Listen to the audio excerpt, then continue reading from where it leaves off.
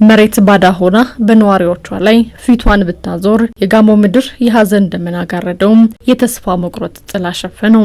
በዚህ ጥቁር ጥላ ስር የምትገኘው የአካባቢው ነዋሪ እቴነሽ ኢራ ደግሞ ያን የጥንካሬ ምንጭ የቤተሰብ ሰብሳቢ አባት መከታዋን ላይመለስ አጣች። መጀመሪያ አደጋው የተፈጠረው የወሰደው አባቴን ነው። አባቴ ደግሞ እኛን ሲያሳድግ በመልካም ጎን በቸርነቱ በረራይነቱ በይቡነቱ ለኢትዮጵያም በቃ እኔ ለምን ቢየ ለየትኛው ሀገር ቢየ ልገልጽ እችላለሁ። ልዩና መልካም አባት ነበር። ይህን መልካም አባት ለማዳን ሲባል እራላ በሚባለው በጋሞ ንግግር በተወራበት ተፈጠበ በጩኸት ከዛ ሀገር ሰው ተናደ። ከደውሳ ከኩይሌ ከጻይቴ ከተለያየ ከካቻ ወዴት ቢየ ልገለጽ። በሱ ምክንያት ከአንድ ቤት 3 ሰው ያጣለ 6 ሰው ያጣለ 4 ሰው ያጣለ አንድ ሰው ለማዳን ሲል ምድር በከዳችሁ በጋሞ ምድር እንደ ቴነሽ ያሉ በርካታም ድንጋጤ ተቆራኛቸው ሐዘን ያጠላባቸውን ቤት ይቁጠራቸው። ይሁንና በአደጋው ምክንያት ለችግር ለተጋለጡ ሁሉ አለኋችሁ የሚል አላጡም። በጊዜያዊነት በተጠለሉበት ስፍራም አስቸኳይ ድጋፎች የተደረጉላቸው መሆኑን ታነሳለች። ንብረት አተናል፣ ቤት አተናል፣ ያፈራው እህል አተናል። ሙሉ በሙሉ አባታችን የፈጠረው ፍጥር ቤት አተናል፣ ልብስ አተናል። ይህ ሁሉ ንብረት አተን በእንደዛ አይነት ሁኔታ ላይ እርቃናችን እንገናኛለን። ሆኖም ግን ደግሞ መንግስት እግዚአብሔር ይስጠው ሜዳ ላይ አልጣለንም።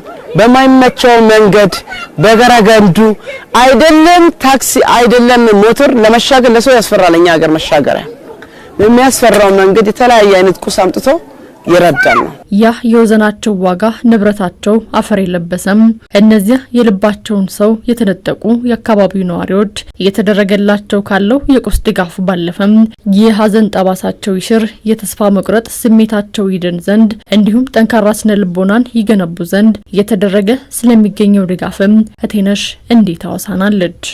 እኔ ከምሰጠው ምግብ ከሚያደርጉልኝ ነገር ይልቅ ምክራቸው ነው የሚያጠግበኝ። ለከለ ሰው የነገ ህይወት ይቀጥላል የሚልስ ነገር ነው የሚያጠግበኝ። ስለ ልቦና ምክር ይመግቡናል። ከምግብ ይልቅ አይምሮ ማጥናኛ ነገር የሰው ልጅ ትልቅ ነገር ነው። ያጥና ነው። እኔ ጨርቀን ጥዬ ያበድኩ ሰው ነበርኩ።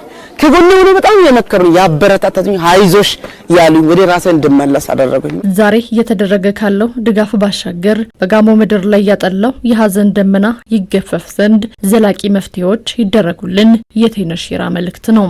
አሁን ደግሞ እኔ ምለምናችሁ ነገር ቢኖር አሁንም እንደተባለ የቦታው ጉዳይ የመንገድ ጉዳይ መክዳ እንዲገባ ውሃ እንዲሰራ አካባቢው እንዲስተካከል የመንግስት አካላት አቤቱ እንላለን። መንገድ ብታሰሩልን ብትበጁልን ምን ማላ ቢፈጠር መስተካከል ነገሮች በጣም ይቀራል። ወደዚህ ክልል በጣም ነው የሚቀራው፣ በጣም ይቀራል። የሚቀራው ነገር ደግሞ መንግስት ደግሞ ከዚህም አልፎ እየተረጋጋ እጁን ብዘራጋለን